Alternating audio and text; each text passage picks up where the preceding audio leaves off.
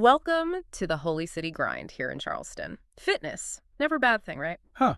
Usually not. I mean, unless your idea of a workout is aggressively flicking through fitness influencers' perfectly filtered feeds while simultaneously cradling a healthy Coke. Oh, God, the healthy Coke phase? Yeah, then maybe we need to chat. Because let's face it, the internet is just drowning in fitness advice. It really is. And it ranges from genuinely helpful to the kind of stuff that makes you wonder if people are just making things up for likes. Oh, absolutely. It's a wild west out there. You've got everyone and their dog sometimes literally doling out tips and tricks. And it can be, incredibly difficult to sift through the noise and figure out what's actually based on solid science. Right. And what's just, well, wishful thinking or maybe clever marketing. Remember the whole spot reduction craze? Oh, I remember. The idea that doing endless crunches would magically melt belly fat. Yes. Oh, the hours we wasted. So many crunches, Yeah. so pointless for that specific goal. It's enough to make your abs sore just thinking about it, and yet, mysteriously, the targeted fat remains stubbornly in place. So for this deep dive, we're grabbing our metaphorical shovels. Metaphorical good. Don't want any actual digging. And digging through the mountain of social media fitness folklore, we've got real expert intel, a healthy dose of skepticism, Always necessary. and our mission is simple. Unearth the truth behind some of these viral fitness claims. We want to give you the straight scoop. No filter, no sponsored dance routines required. Exactly. We're not here to, rain on anyone's parade. Yeah. But we do want to equip you with the knowledge to be a more discerning consumer of online fitness content. For sure. What's truly remarkable is how persistent some of these myths are, even when they fly in the face of basic biology. It's like trying to convince people that the Earth isn't flat. Right. Some ideas just seem to stick around no matter what. They really do. All right, let's get our hands dirty. Myth number 1. Toning and lengthening muscles. Okay, let's unpack. The classics. For so long, it felt like if you were a woman and dared to touch a dumbbell heavier than a chihuahua, you'd instantly transform into a professional bodybuilder. The fear was real, or at least the marketing made it seem real. Yeah, and the marketing machine pushed this idea of toning, like a softer, gentler form of muscle building, supposedly, Huh? and this magical lengthening that certain exercises promised. What's fascinating here is how language has been used to create these distinctions. The reality is toning is simply the result of building muscle Okay. and reducing body fat so that the muscle definition becomes visible. That's it. So it's not some special type of muscle. Nope. The fear of women becoming bulky from standard strength training was just a really powerful marketing tool. It led to this whole alternative vocabulary. So key takeaway, toning is just building muscle. Pretty much. Don't be afraid to lift weights. It won't turn you into the Hulk overnight. Promise. Right. And the secret sauce for actually building any muscle, whether you call it toning or something more hardcore, is something called progressive overload. So what does this all mean? Basically, your muscles need to be challenged. Okay. Imagine trying to carry a slightly heavier grocery bag each week. Your muscles adapt to handle the increasing challenge. That's the basic idea. Makes sense. Gradually increasing the demands you place on your muscles is what makes them grow stronger and more defined. So the muscle needs to be consistently challenged to adapt. Precisely. Now let's tackle this idea of lengthening muscles. This one often gets associated with practices like Pilates, yoga, and bar. Yeah, you hear that all the time. People feel like they're achieving that coveted long and lean look through these exercises. They do feel great, don't get me wrong. Flexibility improves. Yeah, you see these claims plastered all over studios. Unlock your inner swan with our lengthening and leaning flow. But here's where it gets really interesting. Can you actually stretch your muscle tissue itself longer, like pulling taffy? Anatomically, no. Yeah. Fundamentally, no. Really? The length of your muscle fibers is largely determined by your genetics and, how your muscles attach to your bones. While these exercises are fantastic for improving flexibility, how far you can move your joints and your range of motion. Which is important. Absolutely. But they don't fundamentally change the length of your muscle tissue itself.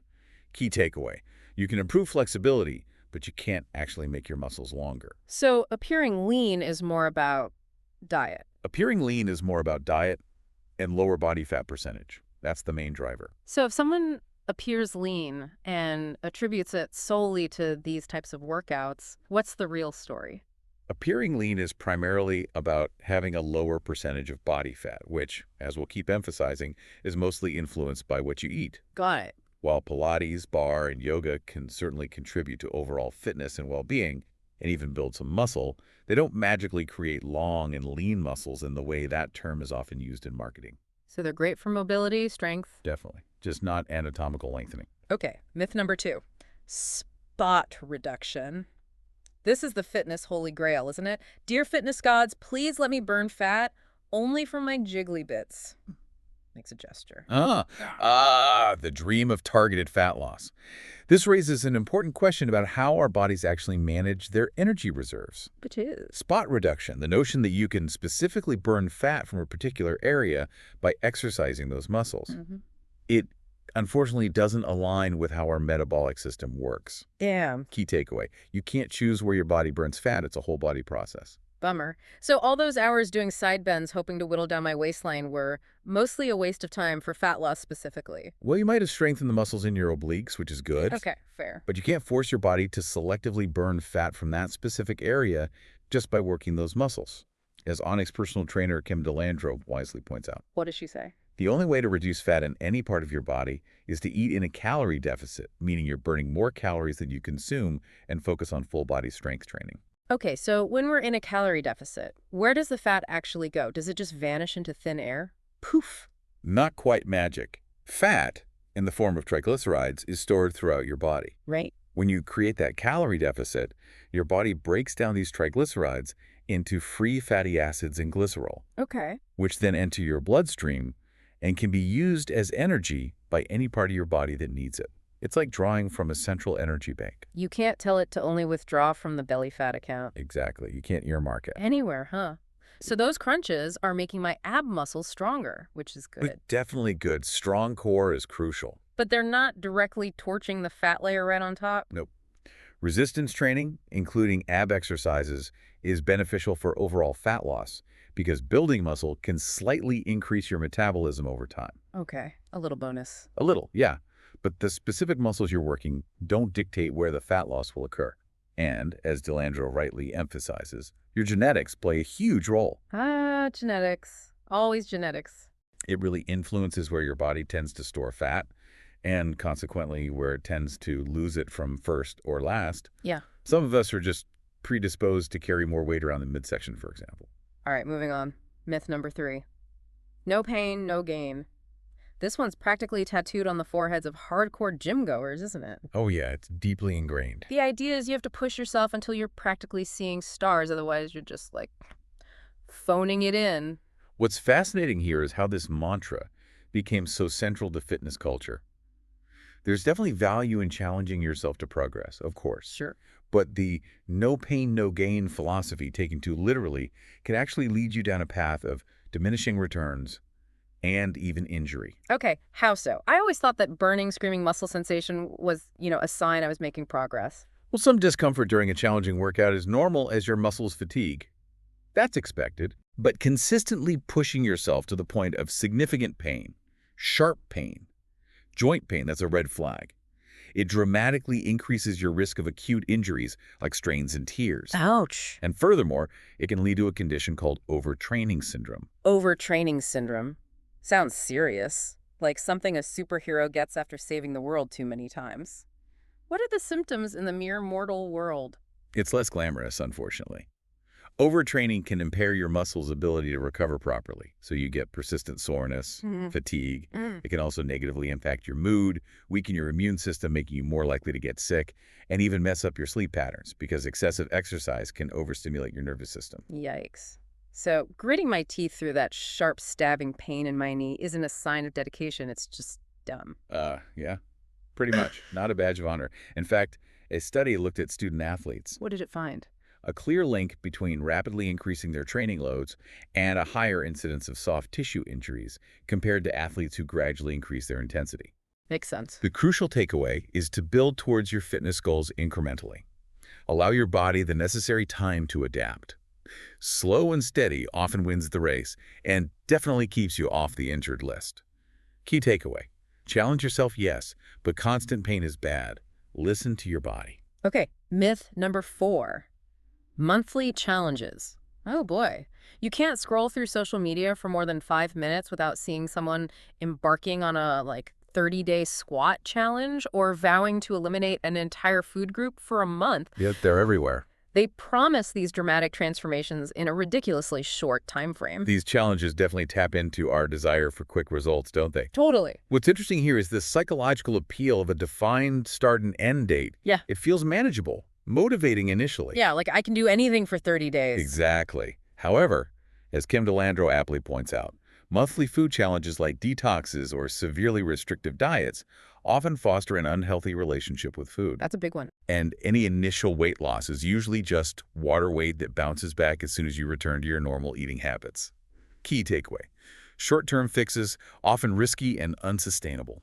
Yeah, I've seen friends swear by these challenges, lose a bit of weight, feel great for a week, only to fall back into old habits and sometimes even gain back more weight shortly after the 30 days are up. Exactly. These challenges often promise these magical overnight results based on short-term extremes, which is simply not a sustainable or healthy approach to long-term well-being. Right. And depending on the specific challenge, they can also carry significant risks. For someone who's new to exercise, suddenly launching into an intense daily workout regimen. Like 100 burpees a day from day one. Yeah, something like that. It can drastically increase their risk of injury. Bad idea. So what's a smarter strategy than these fleeting 30-day sprints? Setting realistic long-term goals is always the more effective approach. Aim for sustainable habits. Makes sense. Less glamorous maybe, but actually works. Precisely. And consulting with a qualified personal trainer can be incredibly valuable. They can assess where you are now, understand your goals, and create a personalized program, one that includes a balanced approach to exercise, nutrition, and crucially, rest and recovery, all tailored to you. Good advice. Okay, myth number 5 sounds like something cooked up by a mischievous personal trainer. Muscle confusion. Chuckles. Yeah. Yeah, it does sound a bit like that. The idea is that you have to constantly shock your muscles by switching up your workouts all the time to prevent them from getting too comfortable and hitting a plateau. Right. It's a popular selling point for many trendy new fitness classes. For sure. Never do the same workout twice. The concept of muscle confusion is certainly a clever marketing strategy. What's fascinating here is how it plays on the very real experience of feeling like your workouts have become less effective over time. Which happens. It does. But the notion that regularly switching your exercises somehow tricks your body into continuous growth isn't really supported by exercise science. Key takeaway: muscles adapt to load, not necessarily constant variety. So my biceps aren't secretly yawning if I do the same curl variations for a few weeks. They're not bored. Probably not yawning. Okay. Kim DeLandro explains that this myth often gains traction because people simply find it challenging to stick with the same routines consistently. Guilty. Especially when it comes to progressively increasing the weight or intensity. In reality, muscles adapt to the demands placed upon them, specifically the load. The load again. If you're not gradually increasing that load over time, your body will eventually adapt and you might hit a plateau, regardless of how frequently you change the specific exercises themselves. Oh, okay. So it all comes back to that magical progressive overload again, doesn't it? Pretty much. DeLandro recommends sticking with a well-structured program for several weeks. Focus on progressively overloading your muscles. By gradually increasing the weight you lift, the number of repetitions or sets you perform, or even manipulating factors like the tempo of your movements or the time your muscles are under tension. Tempo, like slowing down the movement. Exactly. That increases the challenge. That's the real driver of long-term adaptation and growth, not just randomly switching things up every workout. Okay, myth number 6 dives into the world of fasted cardio for weight loss. Fasted cardio, always a hot topic. The theory, popularized by the Body for Life guy, Bill Phillips, ages ago, Yep, I remember that book. is that exercising on an empty stomach forces your body to burn more fat because your glycogen stores are depleted, leaving fat as the primary fuel source. Fasted cardio has definitely generated a lot of buzz. What's interesting here is the theoretical rationale exercising in a glycogen-depleted state after an overnight fast. Right, first thing in the morning. Means your body might tap into its fat reserves more readily for fuel during that specific workout. Okay, And while it's true that you might see a slightly higher percentage of calories burned from fat during fasted cardio, there's the catch. the overall impact on total weight loss over the long term is less significant than many believe. Key takeaway: might burn slightly more fat during the session, but total daily calorie balance is king for weight loss. So I don't need to drag myself out of bed for a pre-dawn empty stomach workout to maximize fat loss. Thank goodness. For overall weight loss, no, you don't need to. Maintaining a consistent calorie deficit, burning more calories than you consume throughout the entire day, is far more crucial than whether or not you exercise in a fasted state. Right. Total calories in, total calories out. Exactly. Numerous studies have shown no significant difference in total weight loss between groups who perform fasted cardio compared to those who fuel up beforehand. Good to know, especially since the thought of intense exercise on an empty stomach makes me feel slightly faint. And angry. Chuckles. Yeah. Exactly. If you feel better and can perform at a higher intensity when you're properly fueled, especially for activities like strength training, then eating a balanced meal or snack beforehand might actually be more beneficial for your overall results. Okay. However, if you prefer exercising fasted and you're generally healthy, there's likely no harm in it. It really comes down to individual preference and how your body responds. But maybe check with a doctor first if you have certain conditions. Oh, absolutely. It's important to note that individuals who are pregnant or have pre-existing conditions like blood sugar issues, high blood pressure, or other medical concerns should always consult with their healthcare provider before trying fasted cardio, just to be safe. Makes sense. Myth number 7 ventures into the tempting but often misleading world of exercising to burn off food. The exercise is punishment model. You've all seen those social media infographics, right? Yeah. The ones that try to equate a specific indulgence, like a slice of pizza, to an exact amount of time on a treadmill. Yep. 1 hour of running equals 1 donut. Exactly. It makes it seem like you can just outrun a bad diet. These kinds of visuals can be very appealing because they offer a seemingly simple equation, eat this, do that, and you're all square. Right. Total. Totally. However, the reality is that you can't really out-exercise consistently poor dietary choices. Mm-hmm. It just doesn't work that way long term. Why not? For one thing, the calories you burn through exercise typically account for only about 15 to 30% of your total daily energy expenditure, sometimes even less. Wow, that low. Yeah. The majority of the calories you burn each day, around 60 to 75%, comes from your resting metabolic rate. Just the energy your body uses to keep you alive, breathing, thinking. Basic function. Exactly. Key takeaway. You can't outrun a bad diet. Exercise is crucial for health, but it's not a license to eat unlimited junk food. That puts that post-binge, guilt-fueled workout into perspective. So that hour of sweating probably didn't fully negate that entire family-sized bag of chips. Asking for a friend. Chuckles. Not likely, unfortunately. Furthermore, the number of calories you burn during any given exercise session can vary significantly. How so? Depends on a multitude of factors. Yeah. Your body weight, your muscle mass, the intensity of the activity, even subtle variations in your metabolism throughout the day. So those neat little workout equivalencies. They're basically guesses? Gross oversimplifications, yeah. They don't reflect the complex reality of energy balance. Plus, doesn't this kind of thinking create a pretty unhealthy relationship with both food and exercise? Turning exercise into a punishment for eating something bad? Absolutely. It can easily lead to disordered eating patterns and an unhealthy mindset where you view exercise solely as a tool to compensate for your dietary sins. Yeah. This reinforces the outdated and ultimately unhelpful habit of labeling foods as good or bad, which CNET rightly called out before. Food should be about nourishment and enjoyment, not something you constantly need to atone for through exercise. Well said. Okay, myth number 8 is a classic that's been floating around gyms for decades. Muscle can turn into fat. Oh, this one. Yes. It sounds vaguely plausible, right? Especially when you see someone who used to be muscular stop working out and maybe appear to gain some weight. It's a very persistent misconception, but biologically speaking, it's simply impossible. Like 100% impossible. Why? Muscle tissue and fat tissue are completely distinct types of tissue. They have entirely different cellular structures and functions. Muscle tissue, skeletal, cardiac, smooth, is made up of muscle fibers. Body fat, or adipose tissue, is composed of fat cells that store triglycerides. Completely different building blocks. Totally different. Key takeaway. Muscle and fat are different tissues and cannot transform into each other. Period. So they're not like some sort of fitness alchemy where one magically morphs into the other? No philosopher's stone for fitness. No, definitely not.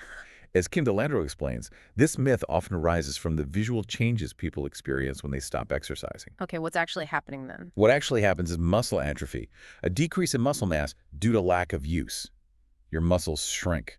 Makes sense. Use it or lose it. Exactly. And since muscle tissue is more metabolically active than fat tissue, it burns more calories at rest. Losing muscle can lead to a slight decrease in your resting metabolic rate. Ah, so you burn fewer calories just existing. Right. So if your calorie intake stays the same, but you're burning fewer calories overall, those excess calories will then be stored as fat. Got it. So the muscle isn't turning into fat. It's that you're losing muscle and potentially gaining fat simultaneously, which creates that illusion. Okay, that clears that up. Myth number 9. Feeling like you've been hit by a truck after a workout means you had a really effective session. It's soreness factor. Yeah. I used to equate extreme soreness with a job well done. Like if I couldn't walk downstairs the next day, I must have crushed it. That's a very common association. The muscle soreness you feel typically 12 to 72 hours after a new or particularly challenging workout is known as delayed onset muscle soreness, or DOMS. Gums.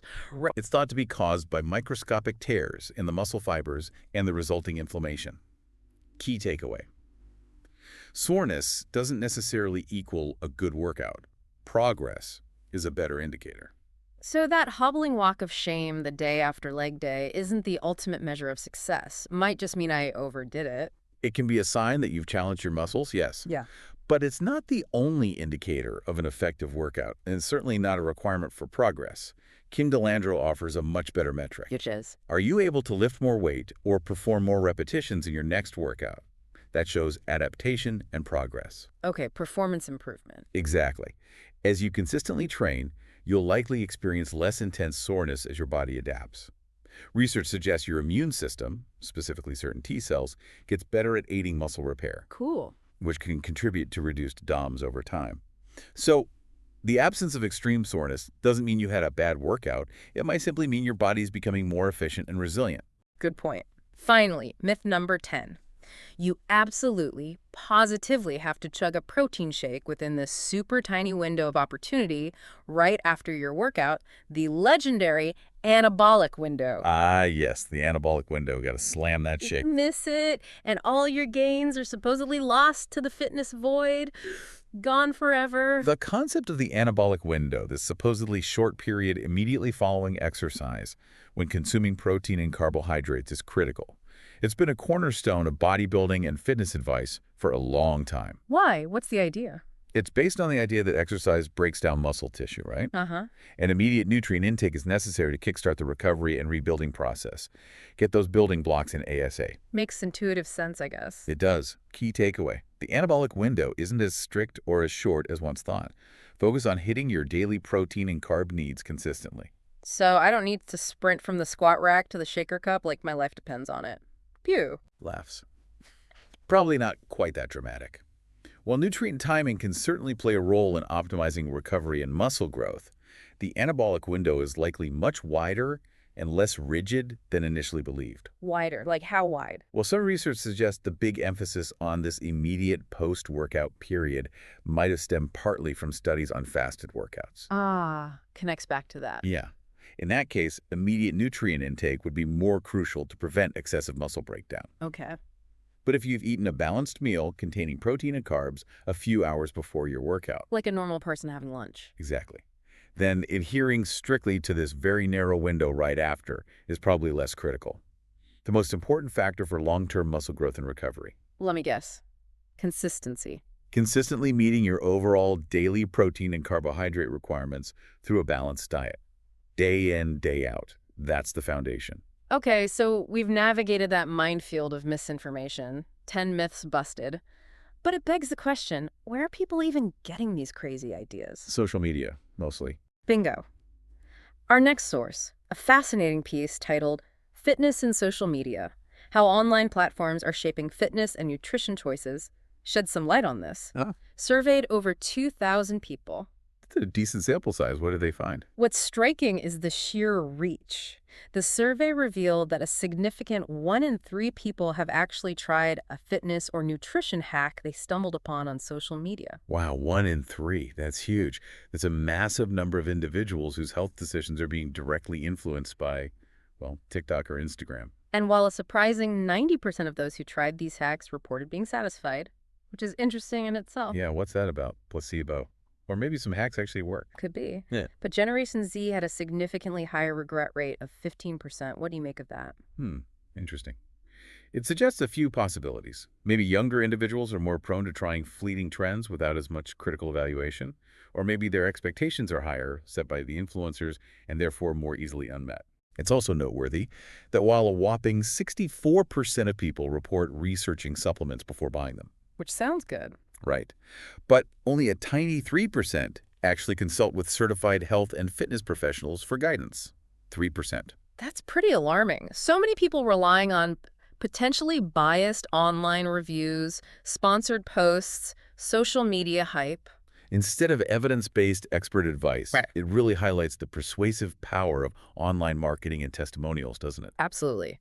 The survey also uncovered that YouTube is the most popular platform for fitness advice.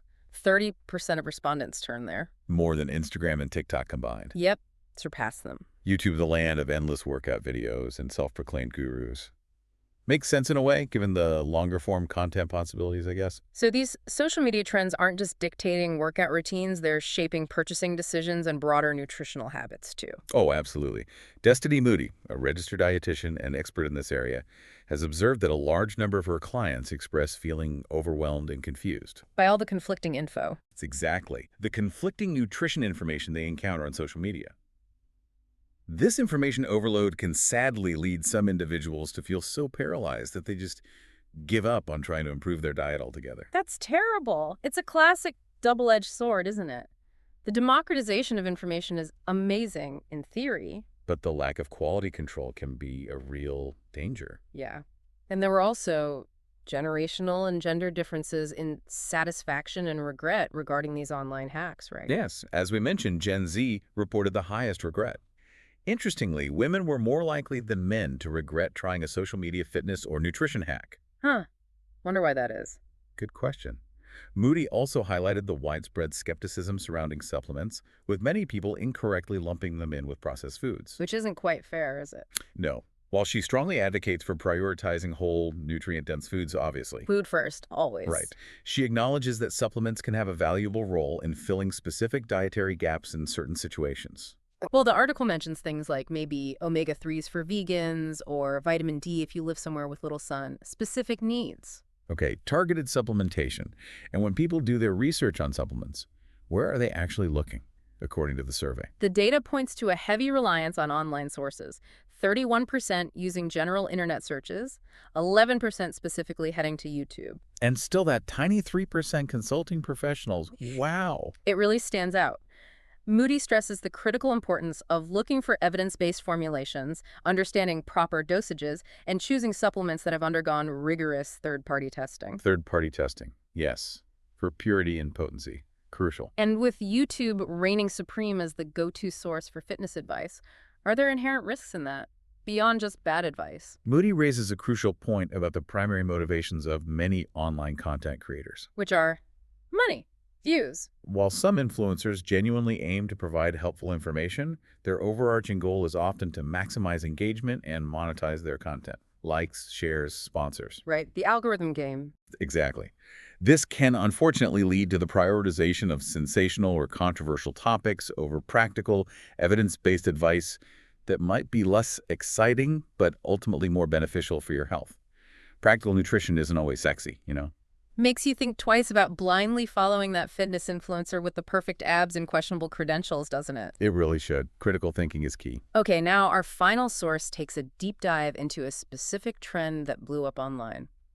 The ice water hack, as featured in an article by Aquasculpt. The ice water hack. I've seen this one around. Sounds like the latest and greatest shortcut on the block. What's the scoop? Is it just drinking cold water? The ice water hack has indeed been making waves, particularly on platforms like TikTok and Instagram.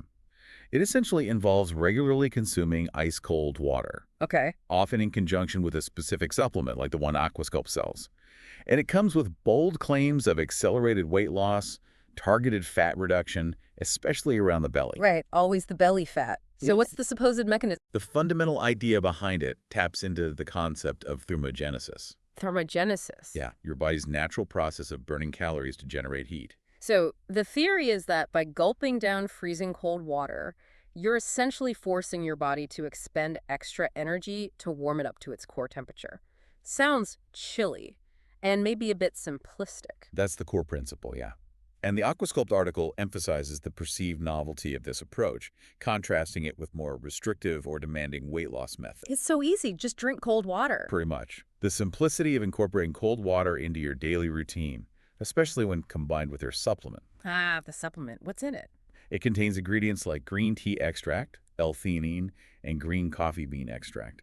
And this combo is positioned as an easy way to kickstart metabolism and enhance fat burning. And these supplement ingredients are supposedly working with the cold water, a synergistic effect. That's the intended synergy, according to the article. The cold water initiates a thermogenic response, and the supplement provides metabolic support through its various ingredients. Which are purported to do what exactly? Boost fat oxidation, Huh. increase energy expenditure, potentially help regulate appetite.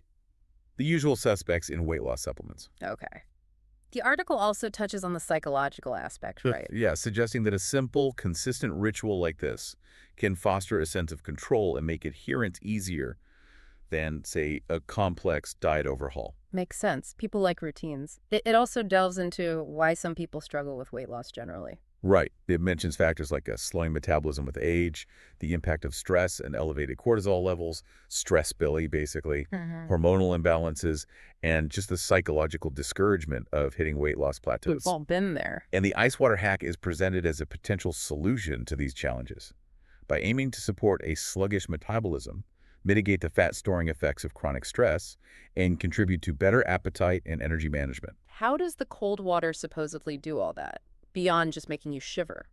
Well, the article elaborates on the science of cold-induced thermogenesis. It explains how exposure to cold can activate brown adipose tissue, or BA. BAT. Brown fat is a type of fat that actually burns energy to produce heat, potentially leading to an increase in overall metabolic rate. It's like your body's internal furnace. Yes, BAT, the good fat.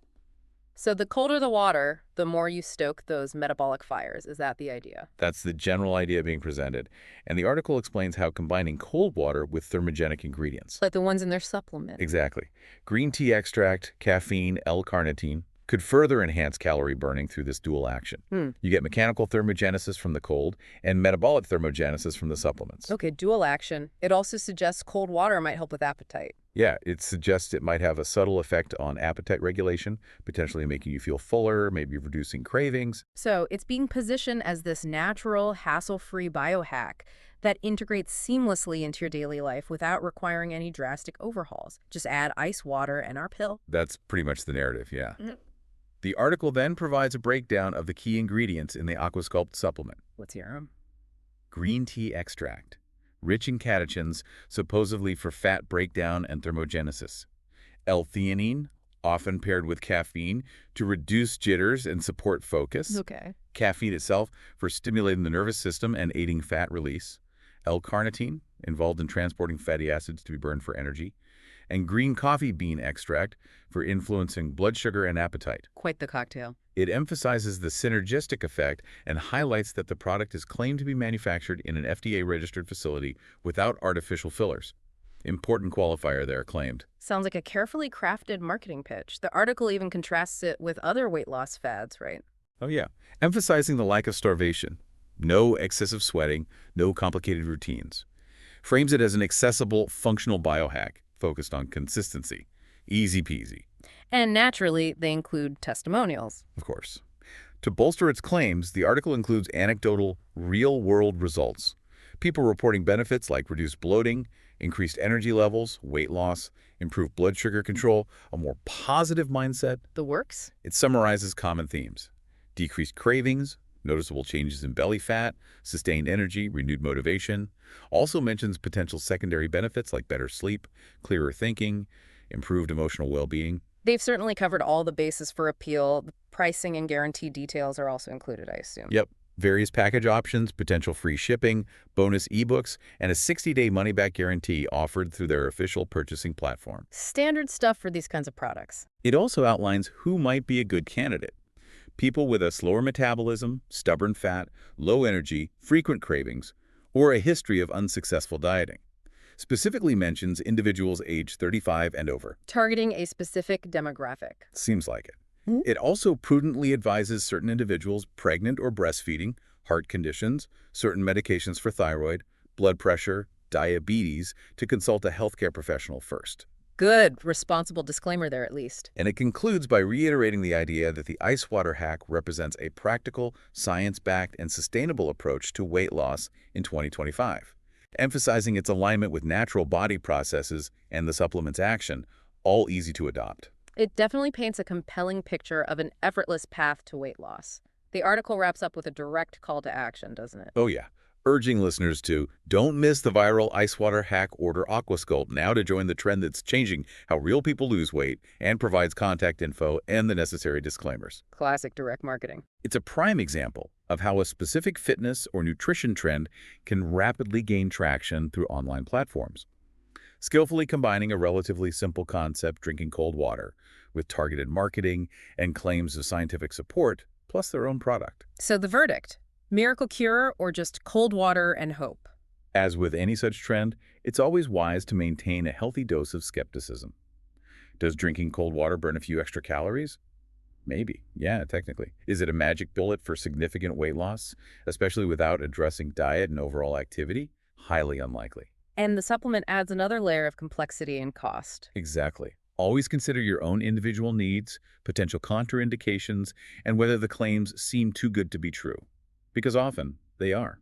Absolutely. Being an informed consumer is always the best strategy in the ever-evolving world of wellness. Well, this has been a truly deep dive into the often murky waters of social media fitness myths and the allure of quick-fix solutions. Hopefully, we've armed you, the listener, with some critical thinking skills to navigate that endless stream of online advice. Yeah, sift through the nonsense. The key takeaway, really, is that sustainable health and fitness are usually built on a foundation of consistent, evidence-based practices, not fleeting trends or miracle cures. Boring, but true. Pretty much.